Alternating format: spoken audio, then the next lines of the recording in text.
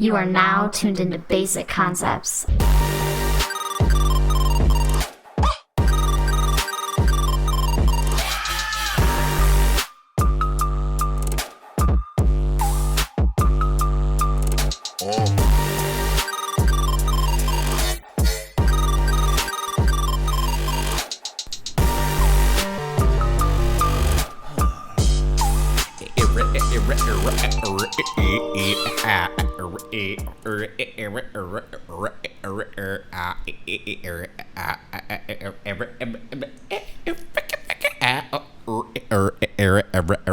My name is... Okay. This is another Purple World exclusive. Today is special. It's not special. What is special? Who gives a fuck? I'm here to talk to you about something that's important to me, because everything's important to me in this podcast. It's about what we're doing here, right here. Recently, I recorded an episode with a friend of mine. I interviewed him. There is a photographer, the photographer for Nipsey Hussle. Well, not the photographer for Nipsey Hussle. There was a photographer that did a photo shoot of Nipsey Hussle. And the photographs, the pictures that he took, or the images that he made, were the most used and circulated and copied photos after the incident. I'm going to put power into this phone because this battery's going to run dead.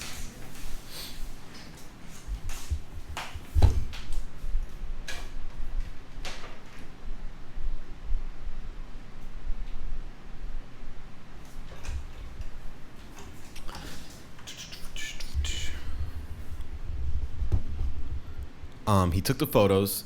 They're great photos. And, after the Nipsey Hussle tragedy, he got a lot of traffic. A lot of people viewed it, reposted it, saw it. People that knew that he did it showed him. People that didn't make a difference anyways.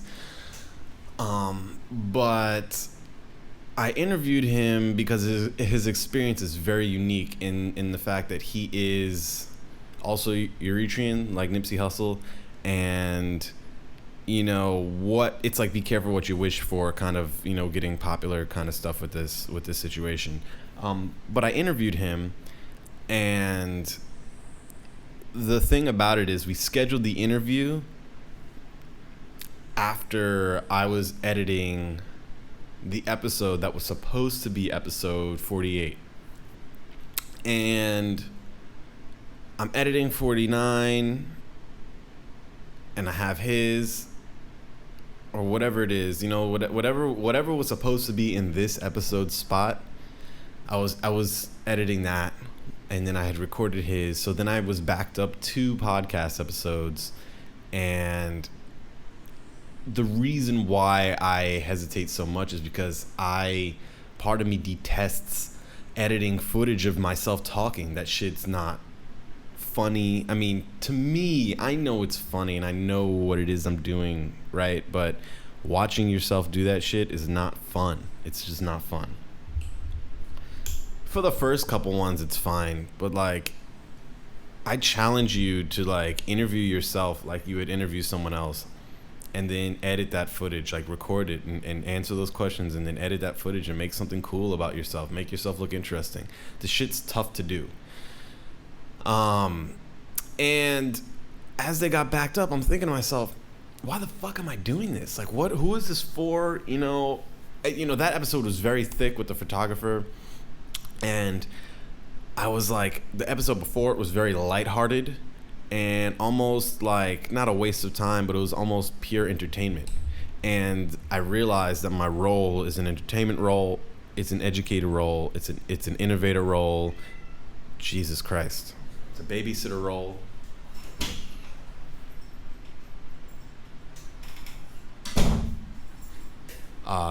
And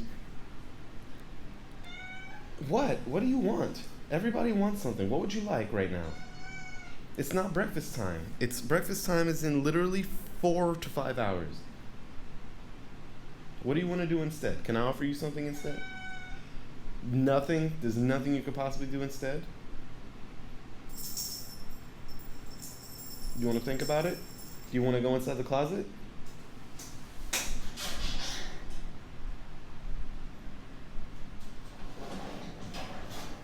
He's about to piss me off.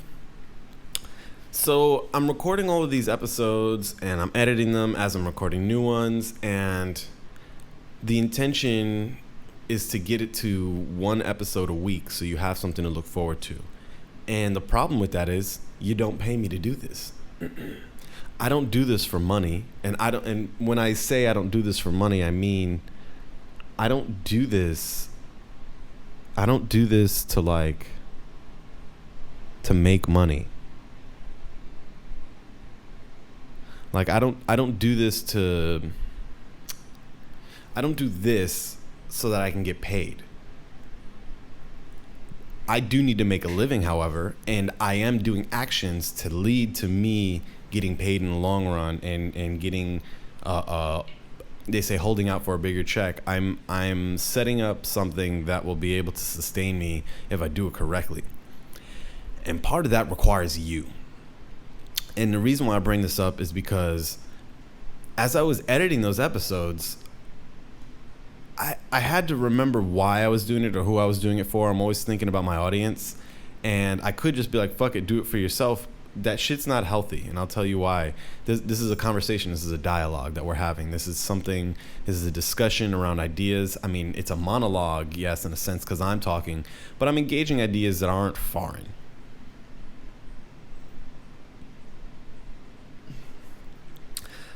So the issue is, it's not that you don't deserve it. It's that I need to make fucking money. So if I'm spending my hours editing footage, it takes away from the potential money I could be making for doing something physically, like trading your hours for money kind of stuff. And this is not a situation of like, oh, you should figure out how to do that or whatever. No, I'm doing this because this is the thing that it's going to be. Every step I take is to help feed the empire, the ninja empire.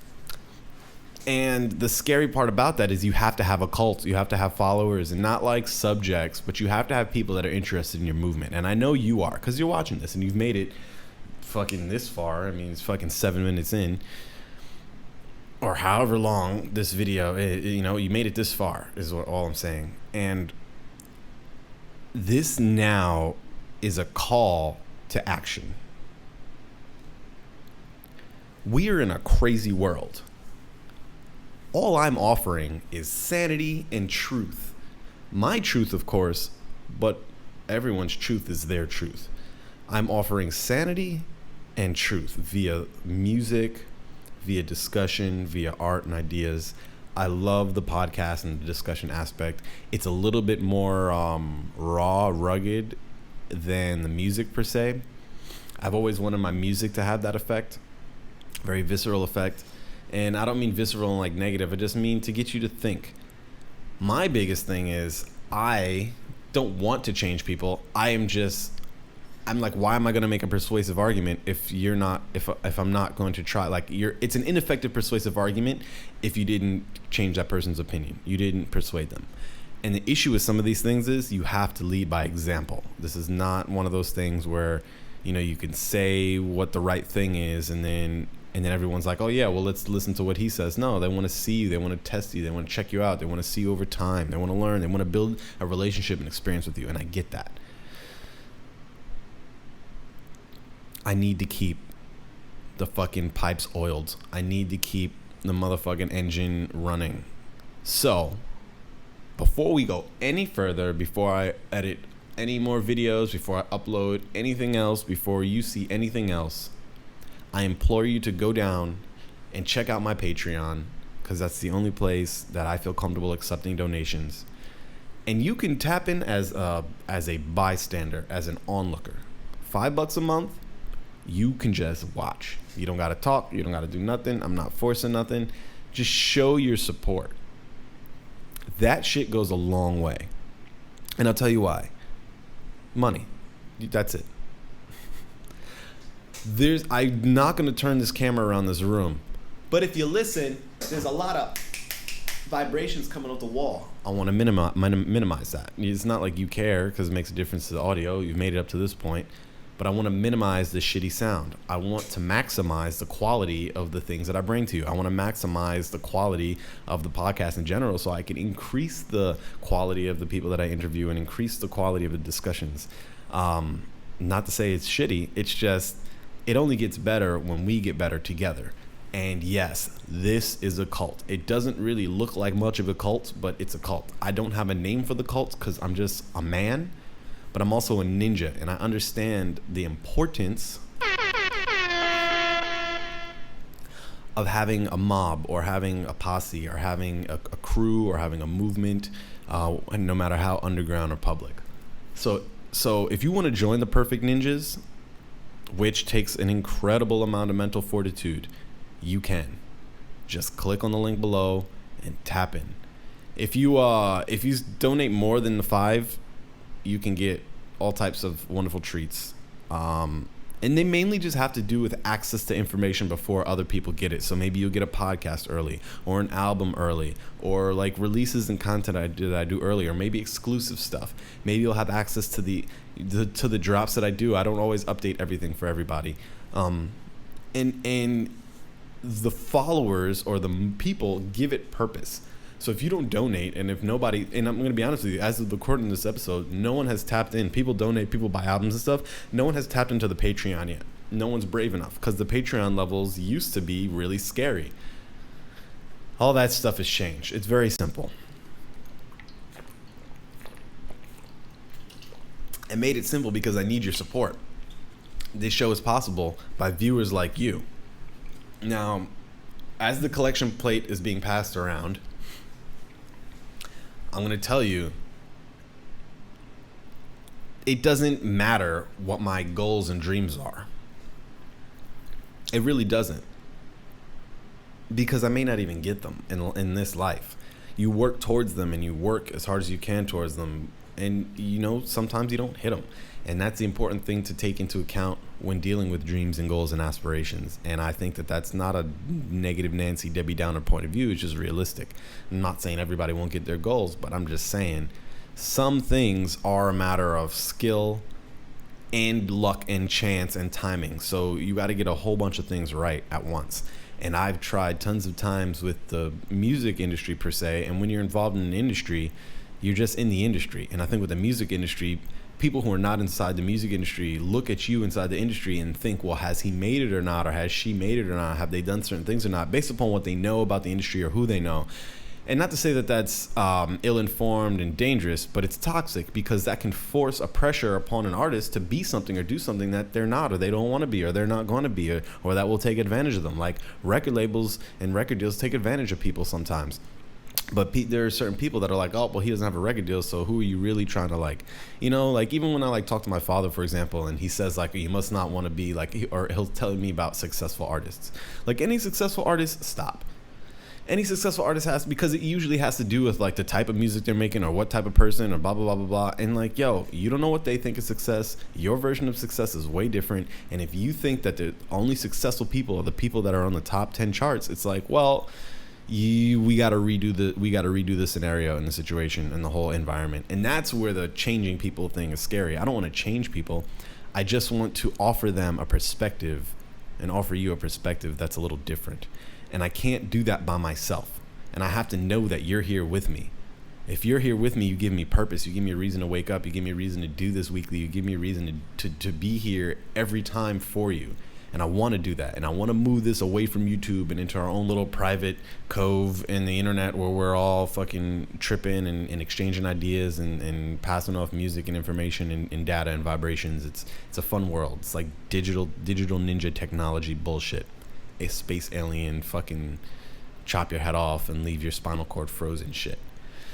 And that's scary for some people. But if you got the mental fortitude, click around and show me your support. Click somewhere and show me your support. Show me your soul. I've seen things come and go in this industry, and I've seen things change in this industry, and I've always took from my father to just do it yourself. I've worked a lot with people, and I've worked together with a lot of people because I found that work collaboration is dope, and collaboration helps the product and the movement of just what you're doing. But I will say, for the longest time, I was doing shit on my own, and I'm not the only person that was doing that. But it's like, sometimes you have to ask yourself, or I have to ask myself, good or bad? Was that good or bad? You know, dude, I start to sound reminiscent because I don't do it now. But I used to get in my fucking Corolla, and I used to drive. Like, you don't even know. I used to drive to other cities to play shows because people wanted to see me play shows. Shouts to Mount K.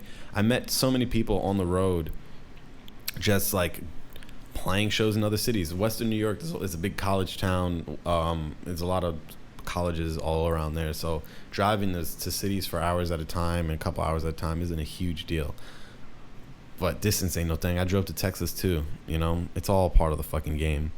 I remember I drove one time with my homie Eric. And now here's the thing. This is before Instagram. Like, you have to think about, I'm not that old, right? I'm 29. Before Instagram was about 10 years ago. Maybe. I don't fucking know. But I'm just going to let you know, in 2009 or 10 or 11, there was no like, oh, just record it and post it up, or put that on your story or anything like that. There was instant access via some channels, but we mainly use Facebook. So recording video for your DJ set or getting footage for your content, all that was like unheard of. And I was doing it, not being ahead of the curve. I thought that I was going to make these big, great music videos and put all this stuff together and use them. But eventually you realize that like footage of college life is kind of sad, and it's exciting, but it's like, it's actually just messy. There are some shots that work that are like amazing, but it's not a movie. You know, it may feel like a movie, but it's not. It's real. It's just guttural, and you can't. Like, people don't like to relay that to their fans and their audiences that this shit is guttural. They just prefer to have mental breakdowns and mental illness issues when they're like, can't take it anymore. Because the whole time they're pretending that everything was dope and everything was great and everything, you know, you're only posting the positive things that happen, and like, that's a social media thing. Like, before that, I just had mad footage and I had to put something up and make a video or something. And there wasn't anything that I recorded, like music-wise, that made sense to attach to all that like footage. It's like documentarian footage, and it's really not exciting. It's just me. It's just a lot of driving, a lot of car dancing, a lot of fucking smoking, and a lot of like borderline mischievous behavior. Like, yo, we had a shot on there. Speaking of mischievous behavior, we had a shot in one of the videos that I shot for when I went to like Bingham Tronica. Where like my homie's like recording, we were rolling up a joint or something. He recorded like the weed, you know, as he turns, and you know, we're like, because we could smoke in the basement there. And it really wasn't that much weed. It was literally like a peon amount of weed. And I say peon because it's just, you know, if you ever look at a fucking Wiz Khalifa video or anybody in between, sometimes they're just carrying bags of weed, and I don't think that that's necessary. But in this video, the choice for the shot was to get the weed that we were rolling, and it was such a little peon amount. And I look back at the footage and I'm like, man, we're corny. Like, we're just fucking lame. And like, it is, but it's not lame. It's not because we did that shit and I did that shit and I played like a fucking 4-hour set and it was dope and, you know, just that kind of shit. But it was lame because we're not cool because of us smoking weed. And I would say I thought that, but it was just a different place and time. So,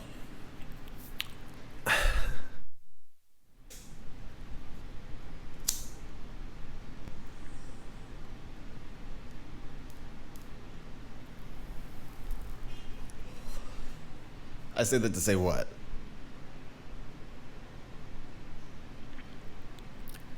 Your brand has to make sense. People have to want to be gravitated towards it. And I never was this. I used to aim for being a sex icon. And I used to aim for being like this sexy thing in an unsexy world. In the electronic world, it's not sexy. Some of it is sexy, but it's really messy. And my goal, which seems rapey now, but back in the day it was dope. I wanted to create a space and an environment where females could dance and feel comfortable. And they don't have to, they could be sexually open and free and embrace themselves, and dudes aren't fucking hawking them. Now, I can't stop dudes from hawking them, but I do know in the communities that I built, I was big on women representation. Dude, yo, I'm gonna be honest with you. I was so big on representation that I tried to pitch a company to the housing area that I lived in. I tried to pitch a company that would basically have chaperones at the party, but not adult chaperones. Like, we were technically adults, but we're kids, but have sober kid chaperones to keep an eye on anybody that's dangerous. And that was a stupid idea, but it could lead to things. They're like hall monitors for parties. And the thing was called Project Boogie Jam, and I did a letter. I made up a letter of intent and like all this stuff. I tried to like really pitch it because my parties were getting shut down on campus. And at the end of the day, people want to feel good. So, like, is this a story about how my parties got shut down? No.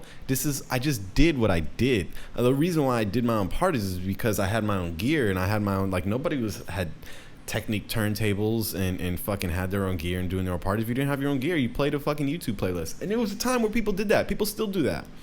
But I brought that next level of entertainment. I mean, bless my father. He was like, made sure that I didn't want for anything. So I went to college one of the years with this turntable stuff, and it just changed the way parties were done. People started getting DJs after that. My DJ parties were the best, of course, and who knows what it is now years later. But I wasn't the first. At RIT, I was one of the first to play on campus turntables. Shit, if I wasn't the first, probably the first. And they had the turntables for, I'm not talking about like paid performance, like sanctioned shit. I'm talking about house party underground shit, the sexy shit, the packed house stuff. There's no footage of that. I have some footage of that, but I only started doing footage towards the end of my college career when I realized that footage was going to be a thing that was going to help. And again, getting footage of college kids ain't the fucking coolest shit. I mean, it is when you're in Hollywood. But, I have footage. There's footage I have of this guy holding up a fucking boxed wine bag over his homie's head. He's holding the boxed wine bag. And I'm like, that's a cool shot. And I was a photographer at the time. So I did I had 3-4 photographers doing video up for one party at a given time. And I recorded this guy, or somebody recorded this guy doing the boxed wine. I think one of my videographers did. And I look back at the footage, and you just see the kid holding the bag, and he's holding over, and he looks at the camera, and he's like, and the thing is, that face, that like, that's exactly what the sentiment was at the time. There was no Instagram, there was no phone kind of thing. The only photos that you saw were photos from people's cameras, like cameras. And especially hanging out in the photography world. So that, like, if he wasn't pumped, he wasn't like, yeah, bro, fucking college rules and all this shit. It wasn't like that. And I thought it was going to be like that. And it was, I thought pajama party, it looks cool and all this stuff. It makes me look cool. But it didn't. I just kept the footage, and, like, it was too real. It was too, like, it was too close to home, you know what I mean? It's like, if you start showing footage of people's shit, they're not going to enjoy the video because they're in it. It's like weird. It's very weird, especially when it comes to partying. People go to parties to release. So I'm derailing this whole conversation to bring it back and say, any effort I made after that was still stuck to the sentiment and the attachment that I benefited, not from going to parties, but from watching DJs and seeing performers and events, and I was touched by music. There's an experience to be had there, and I wanted to continue offering that in a world where people were going crazy. So that's why I created the Purple World. This is another Purple World exclusive. And if you follow what I truly believe about the purple world, it will fuck you up. It's almost like Scientology, which is why I was always so attracted to Scientology as an idea. And I always joked if I made enough money, I would want to join Scientology. Partly because I would get to meet Tom Cruise if I had enough money, but just mainly because I thought it was cute, the idea.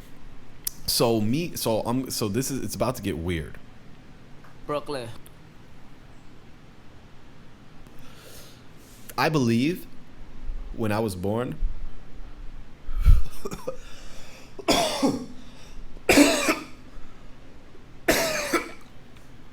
that I was attached to. I believe when I was born, I was attached to by a spirit. We all have spirits around us and things that we can't see. And I believed I was attached to by a spirit that helps me function in this world and helps me do things in this life cycle.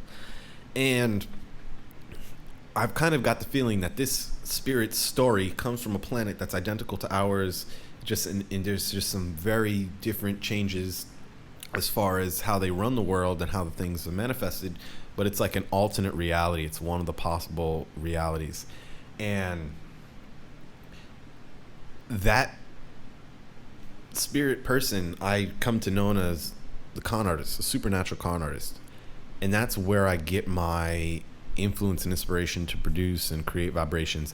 That dude or that spirit was an engineer of audio sound technology weaponry. So over there, they don't use fire. Our world is a fire world. We rely on fire, coal, heat, combustion to make things run. Over there, it's sound and audio and vibrations. And they found a way to create audio vibration weapons. And he was the top engineer because he created vibrations and algorithms and sounds and frequencies that are basically killed them softly. You know, he would play the music out on the battlefield or in war, and all of his soldiers would feel elucidated. They wouldn't feel any pain. It was similar to Odin and how he ran his stuff in the mythology. But he also created weaponry that it was almost like humane killing for the enemy, and he didn't like that. There is no such thing as humane killing. It doesn't fucking happen. Like, it just isn't. It doesn't exist. People talk about humane food and slaughter, like we made the field more humane for these animals so that we can kill them later. If you don't think that is like saying humane slavery, then you're an idiot. Indentured servitude is humane slavery, and nobody wants that.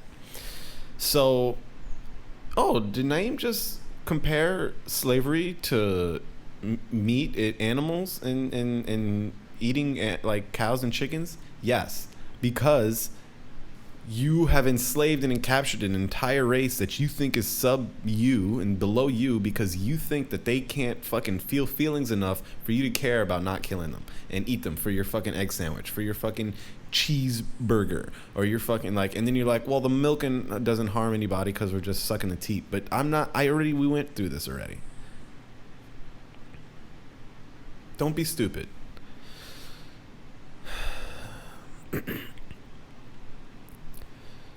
So in an oppressive world, there are many people that lie about their oppressiveness in their head, and they convince themselves that it's not. I also lost my train of thought, and because of the animals, they get me all wired up.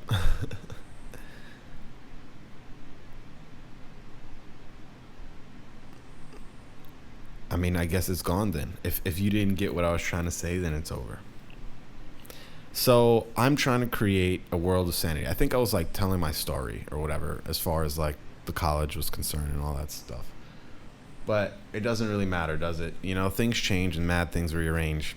Like, I've seen not almost everything, but I've seen some things that would make a normal person who isn't into music per se get discouraged. I've seen some things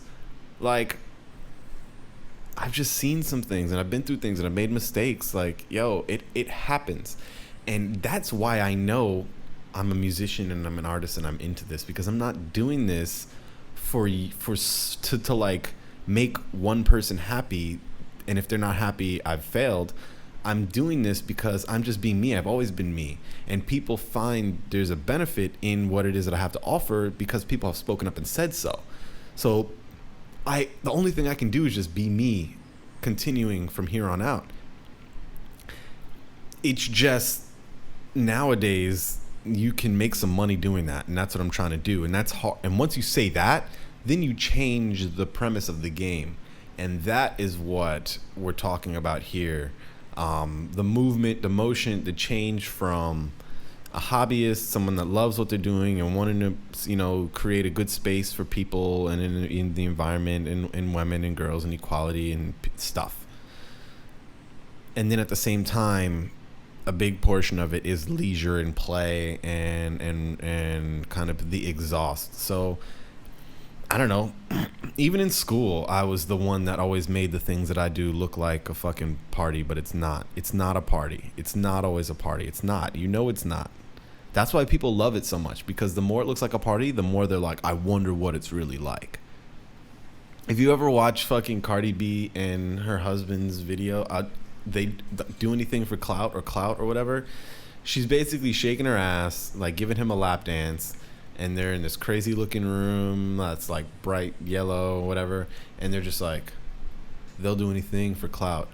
They'll do anything for clout. They'll do anything for clout. They'll do anything for clout. But you don't hear the they'll do. You just hear do anything for clout. They do anything for clout. They do anything for clout. And then the whole time she's just like shaking her ass on his lap, and like they're looking at the camera, and I'm like, what the fuck is going on? If you guys are not doing that for clout, what are you doing that for?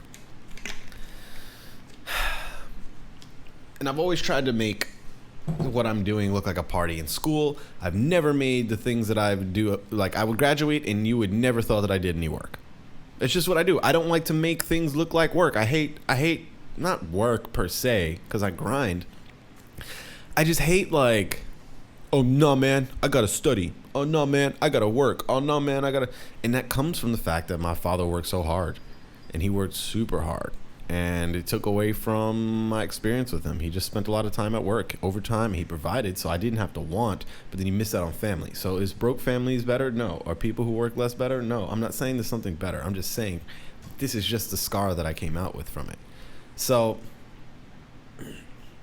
I don't like things to look like work, because you can make people feel kind of boxed out, and I want people to feel not boxed out, but you can make them like, people can get so down on what they're doing, and we're all just doing the same shit. We're all just like doing things for money, you just do things. So I try to make the things I do look easy or look cool or look fun, so that people can be like, oh, maybe I will want to do something like that, and make it viable.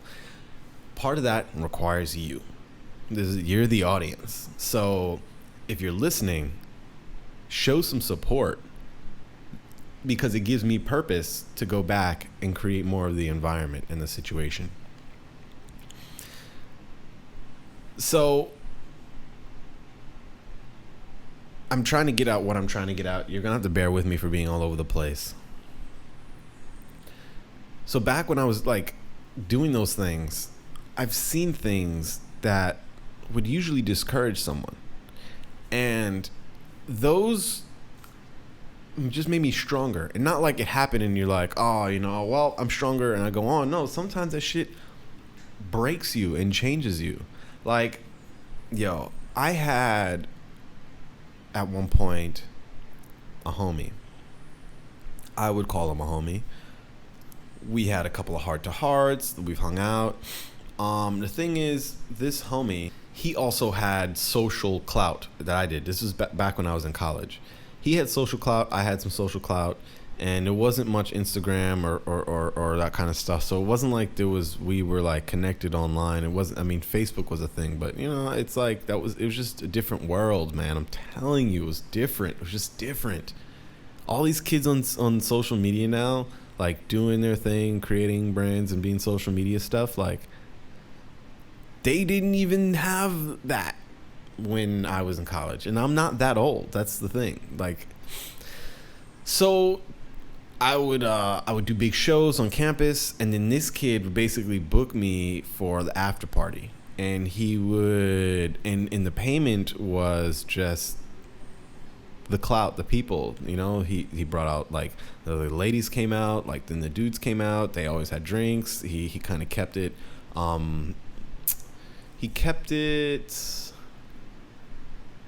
the word's not clean. It's in order. You know, they didn't get, you know, if they got busted by the cops, somebody dealt with it. They were bros. They lived upstairs in the complex that we had, so you had to walk up a long flight of steps to get up there. So anybody who had to answer the door, it was one person going down. So it was easier to deal with the cops. They couldn't see so easily.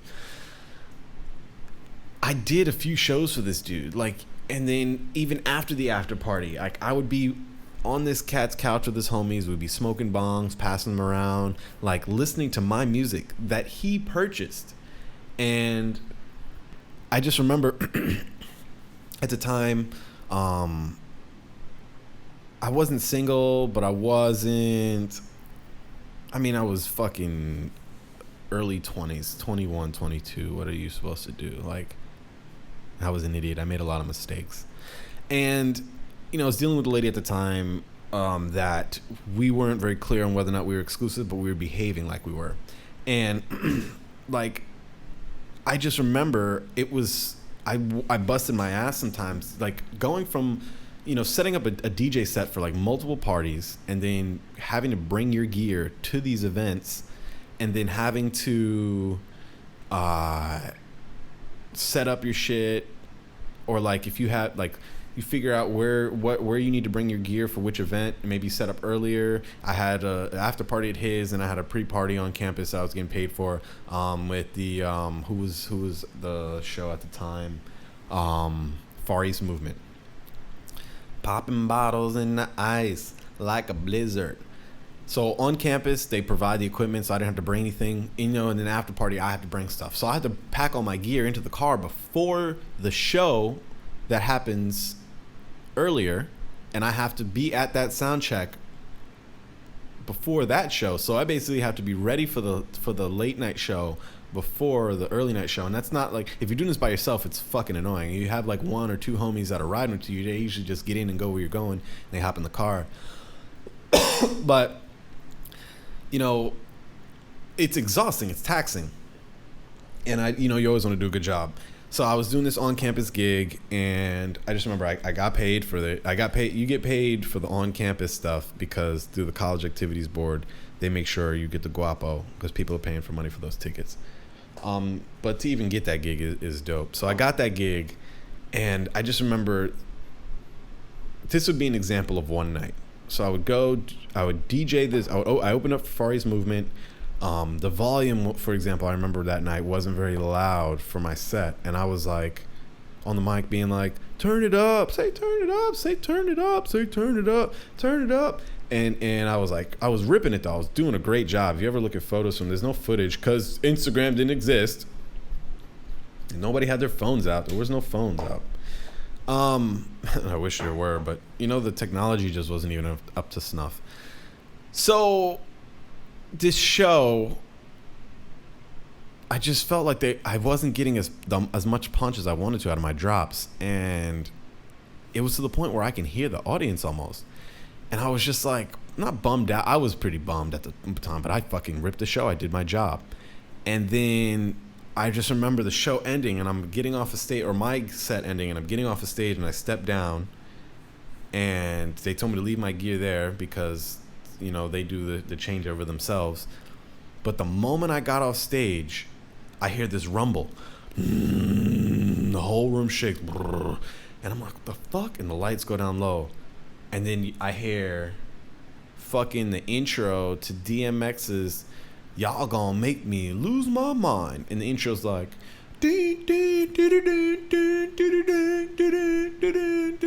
woo! And that song came on, and I was like, wait, DMX isn't here. Is this the Far East Movement? And I look, I like walk around, I get backstage, and I walk around to the side of the stage to look up on stage, and fucking four dudes, one dude with a guitar come on stage, a fifth dude comes, a big black dude, but I think the black dude is carrying the guitar. Like another dude, a white dude goes to where some, like, I think they're drums. I don't know. Yo, Far East Movement had like 12 people in it, man. And I just remember thinking, what the fuck is going on? And they were just playing other people's songs. Like the first 10, 20 minutes of their set was other people's music. And I just remember thinking, what the fuck? What are they doing? Like, I didn't know they had their one-hit song, but not to say that's my fault or not, but, like, that's confusing. Because they had fans and a following and shit, so I'm like, oh, man, whatever. I was a little disappointed, too, because that rumbling was them turning the volume up for the headliner. You know, they turned the opener down so that comparatively the headliner sounds louder. And maybe if the opener was, like, ripping it bigger or as big, you know, it would be a problem if the headliner was ripping it bigger. I don't know. Maybe. Who the fuck knows? Got paid. Went to go do my second show. And the second show was at Homie's house. And Homie had people come in and out, you know, and you're in an apartment. So I'm like doing the thing. And literally got my gear on the same table as my amplifier. Like I had the shit. So my amplifier is kind of big. So somebody comes over. Oh, fucking also not to mention, eventually the Far East movement came to the fucking party. And everybody was into them. And I was like so already tight about that. So I remember I went up to one of the dudes in the Far East movement. Because it was like, yo, there's like 3 Asian dudes standing in a room. And everybody's crowded around them. And they have sunglasses on, like inside the apartment. And it was midnight, 2 a.m. or midnight or whatever. Whatever, it's dark. And fucking, I went up to one of them because he had some like girl like on his shoulder talking to his ear. I went up to his other ear. I was like, yo, what's it like going from city to city, just having the randomest bitches talk in your ear and talk to you or some shit? And and then he looked at me like this. And I was like, oh, God, all right. I'm sorry. I was like, fucking, I'll go back over there and do my DJ job. And while I'm DJing, you know, you got a bro comes over and he's like, yo, Naim, blah, blah, blah. I love you, man. Fucking love those guys. Love you guys. You guys are my favorite. Yo, blah, blah, blah. Let's do a shot. I'm like, well, you know, I'm playing. I don't know. I'm a nice guy. I'm like, all right, let's do the shot. This motherfucker puts up a fucking shot thing on top of my amplifier, and I didn't see it. I didn't look. I'm DJing, I'm busy, and he starts pouring the shot, and when I look over, he starts to miss, and he just pours it like alcohol all over my amplifier. I'm like, yo, I stopped the music. I didn't stop it. I'm not like, yo, man, but I was pissed. I was like, what the fuck are you doing? I cursed him out. Everybody heard it, saw it. I like to cut through my party sometimes with my emotion. And they brought him out. They dragged him out. He apologized. They dragged him out, and I cleaned my shit off. We made sure it was fucking handled. And I was just angry because I was at risk. I put myself in that victimized situation. I was vulnerable, emotionally and situation. I wasn't thinking clearly, and I could have knocked that kid out. But eventually they brought him back, and they were like, yo, no, don't talk. I love it at that point, because then they were like, yo, don't talk to Naim. Especially when you're the only black kid. All the other white kids are like, oh, fuck, he's mad now. So they're like, oh, yo, don't talk to Naim, whatever. He's like, please. It was like, and they were like, yo, that dude wants to talk to you. I'm like, he may speak. So, like, you know, he comes over, and he apologizes, and I don't fucking, like, I didn't care. He was drunk and it was thoughtless, and he apologized, and I was like, word, dude, it's just the other thing. He got it. And he wasn't going to pay for it. That's the thing. If you break my shit, you're not going to pay for this. It's all like a fucking game and party to you. And this is what we're talking about. So, be that as it may, the night goes on. I'm fucking exhausted. I've been going since fucking, who knows, 6. And you're already at like, not even 6 though. You're going from like the day before or the week before, because you have this show coming up. Like everything is based around the show, so you're like preparing. And after that set, after that night, I was like exhausted. And the lady I was dealing with didn't come out. She didn't go to shows. She didn't go out to go do things. She didn't, you know, it was what it was. Studious, whatever it was. I respected it. I didn't care. Whatever. Plus, it wasn't like she was my girl, right? Or something. Is that how it goes? And I just remember being at dude's house, and she would be hitting me up, and or whatever it is. Yo, the girls do that though. They hit you up when they want you. They text you and they need you or whatever it is. And you know, when ladies hit you up, dudes aren't always like, oh God. But sometimes, maybe it's not a guy-girl thing, but it's just sometimes you don't want to. You're like exhausted. And you don't want to deal with anything. And in college, a partner sometimes is that. Especially if you're a bro or a dude, you just want to kick it with the homies. And and you think you're mature for that, and I don't know if you are. You're just a person, but you think your girl doesn't get it or whatever. And I just remember there were times where, like, shorty would go to the event at the beginning while I'm setting up and say deuces, and then homie would be like, yo, who's that? And I'd be like, none of your business. Or like, I'd be like, I would say, doesn't matter. Like, I would say, like, the thing that you say when it's like, don't worry about it. I'd be like, none of your business. Or I'd be like, doesn't matter. Or don't worry. I would say, I don't remember specifically, but I remember being like, not your concern or something. I don't know.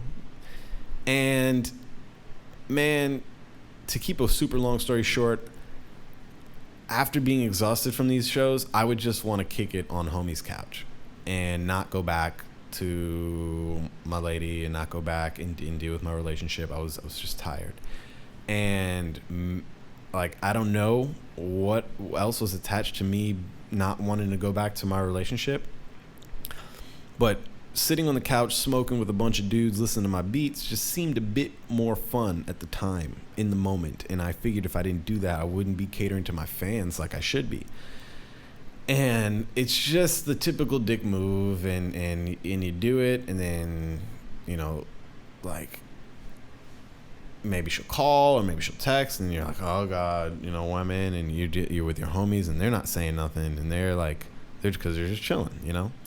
But yo, I just found out eventually that he was in contact with homegirl for a minute, and they were in touch, and no one ever told me that they were in touch or friends. And I just remember towards like the last few months, or like the towards the end of my career, in my college city in Rochester, it deteriorated my relationship because of not the surprise. It was almost like they snuck that in because for some reason of my behavior, like or whatever it was that I was doing seemed to warrant, like, my homie, like somebody who's an admirer, to want to be a part of my life so much that they want to, like, you know, scam on your squirrel or something. So, you know, at that point, like, I had, you know, you have ups and downs, and I had a super down. And I had a 3-year drought after that. The only time I did anything, and not to say that that's a big deal, but since I had broken my seal, since I had, like, lost my virginity, not to say, I was just like, I was a regular player in the game. I don't mean like a pimp or player. I just mean like, I just, you know, I figured, well, I was a DJ, but, you know, you figure it out. And I didn't have any trouble. There wasn't too long of a drought. And that relationship broke me because there was a lot of things that you thought were true that weren't, a lot of things that you thought were one thing that wasn't. It kind of throws your shit off. I did confront dude via text, of course. Just to check this. I had to make sure. I was like, it is what it is? You know, he was like, yeah, man, you know, I'm really, you know, fond of so-and-so and so-and-so and so-and-so. And I'm like, man, you didn't even say anything to me. Like, the amount of time that we were hanging out, it was like, that's crazy, son. And I always thought that my relationship would take me away from my career. And I always thought my career would take me away from my relationship, like, in life. And it's very easy to see how work can take you away from relationships. So I knew I was a musician because after that, I still just did music. I didn't stop doing music. I didn't think that it was, you know, it took me months, if not years, to recover. Like, you bounce back in a musician type of way. And I don't mean making a diss track. And those kind of things, like, I've seen that, like, and I can get more into it, and I don't want to, for sake of moving this along. I've seen, even in just keeping it in artist world, like, I've seen artists break apart, like, and I've seen the ups and downs of things, of groups. I've seen groups come and go, like, and they're just experiences. I played South by Southwest, and I was managing a group of rappers once, And that was just like, you know, I saw them break apart. I saw a group collapse, and I made decisions that I wasn't proud of. Well, not to say I wasn't proud of it. There was nothing else I can do. But I've been there, and like, I brought up the South by Southwest story, realizing it's a lot bigger of a story than for this moment.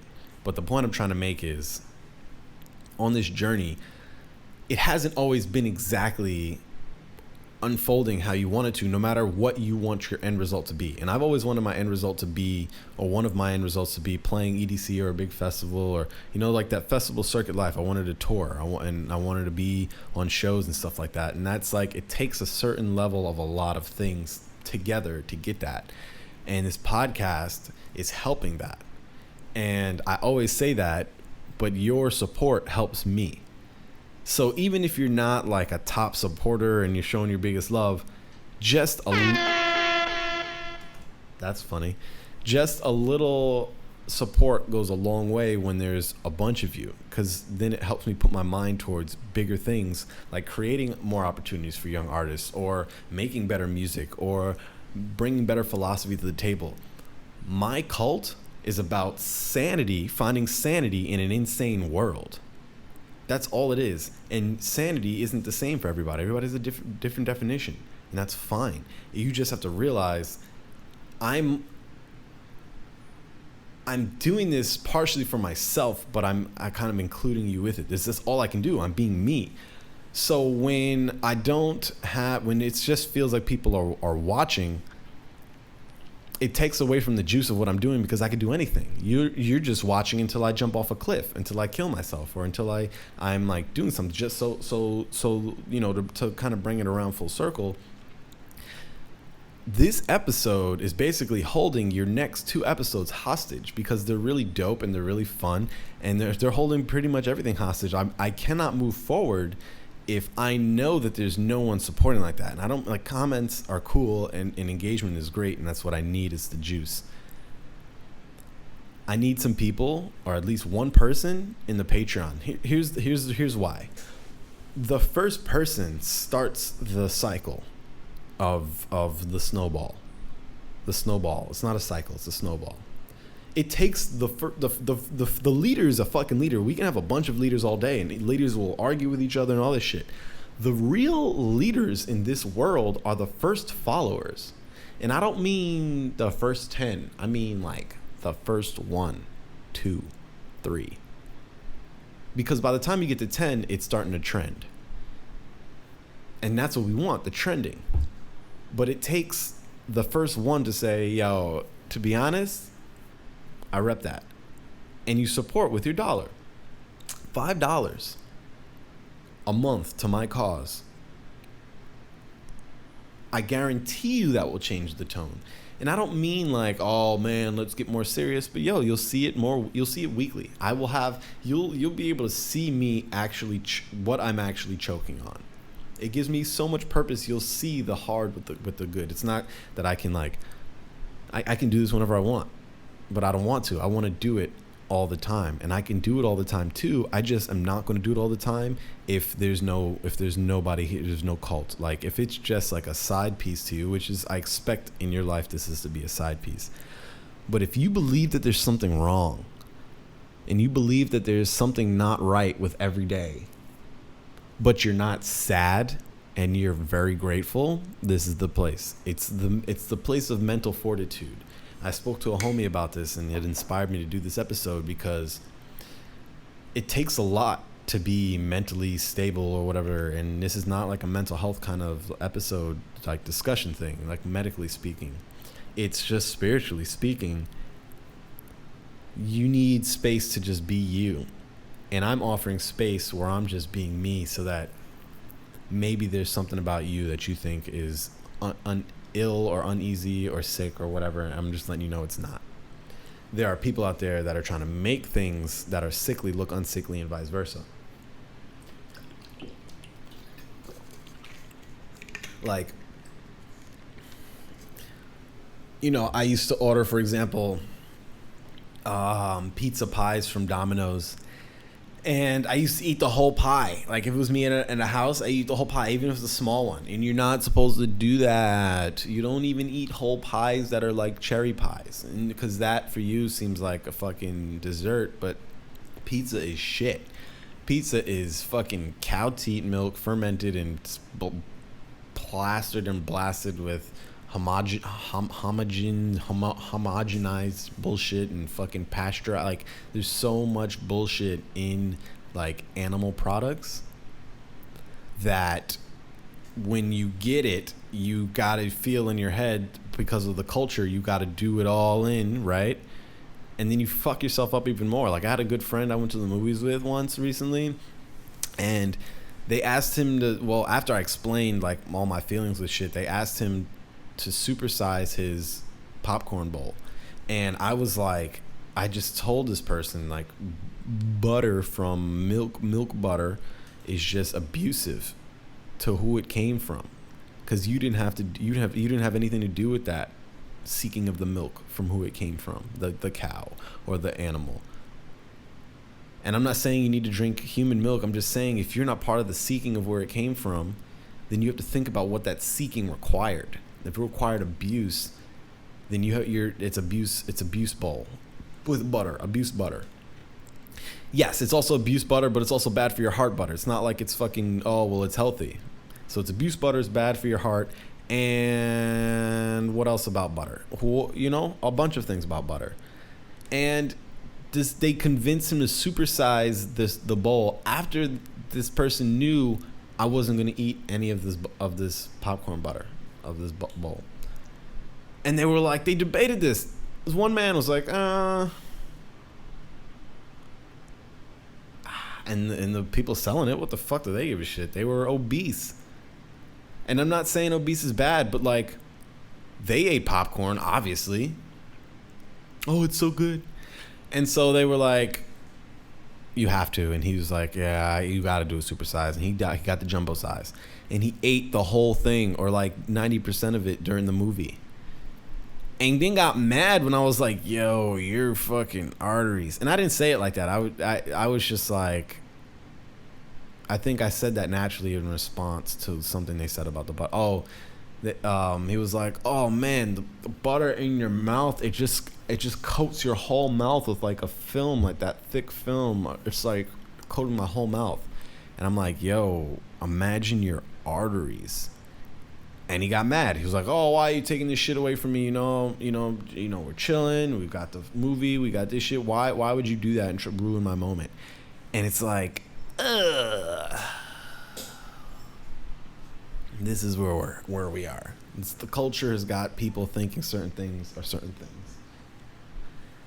And that's okay. It's okay because people are grown-ups. You can do whatever the fuck you want. Like, the problem is that people are doing that because they think their life sucks so much that they need to rectify it with a bowl of ice cream or a bowl of popcorn or fucking pizza. And dude ate 2 slices of pizza right after that. So you feel like you need to like do this to like rectify that. And I've heard it like, oh, well, if you cut someone off, that's a form of abuse. And you know, if you let people cut you off all day, you'll never go anywhere, and so you have to sometimes cut people off to get where you're going, and blah blah blah. Basically, the equivalent of taking advantage of chickens is because people get cut off. It's like, you should have gotten stronger, or maybe they would have been stronger, and that kind of thing. Like, we're not animals that go outside and catch other animals and eat them and get blood all over our face and go like it. No, we cook the shit. Just the fact alone that we cook fucking meat shows that we're like, that shit is, that you have to do something to it. We don't even eat cooked meat that doesn't have seasoning on it. Like, you can't just pick up a fucking squirrel and go, what a good squirrel, you know? Or and like the only time you see people cooking raw meat, like over fire, is like in the desert. And even then, if you went to the desert, I fucking guarantee you'll be fucking more likely to eat berries. If I picked a bowl of berries and there was a squirrel, like that's like dying, I guarantee you'll fucking want berries. But that's neither here nor there.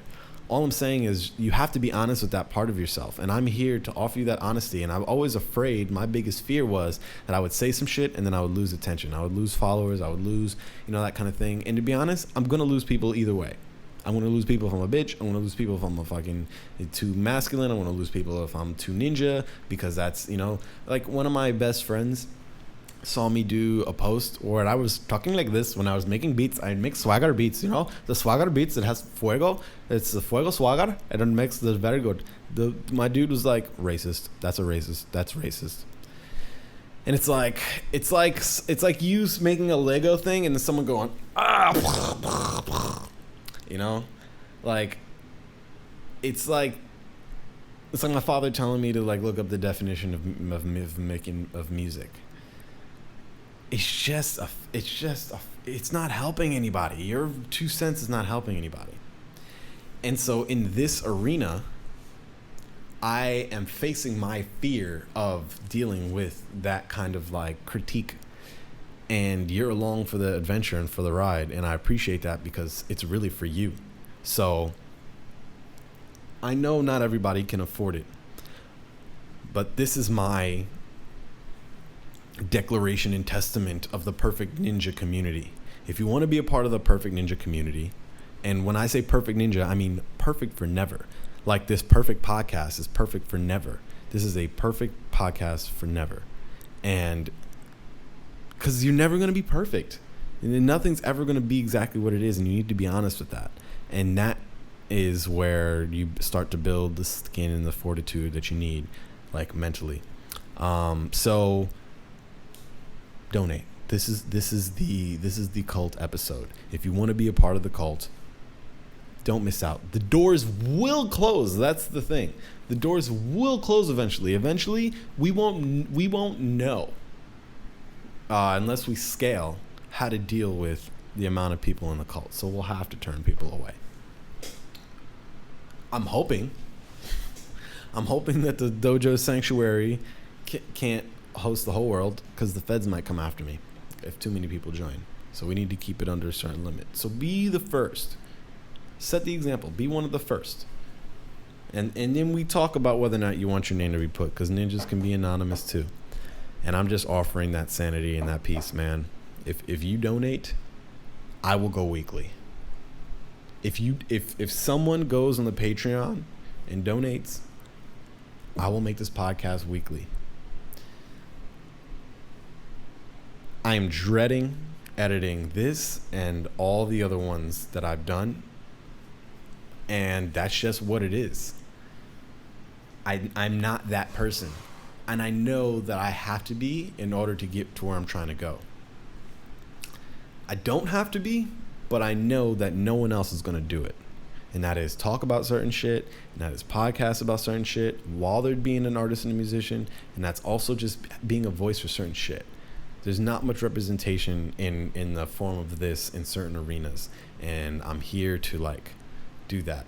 Whether it be shitting on gatekeepers in the hip hop community for being gatekeepers, whether it be shitting on white dudes that are all about hippie and peace and love but drop N-bombs everywhere, or it be shitting on, I don't like shitting on politicians because those dudes can actually murder you, but maybe shitting on a politician, doesn't matter who it is, but if we gotta shit on them, we gotta shit on them so that we know not to be shitty in the future.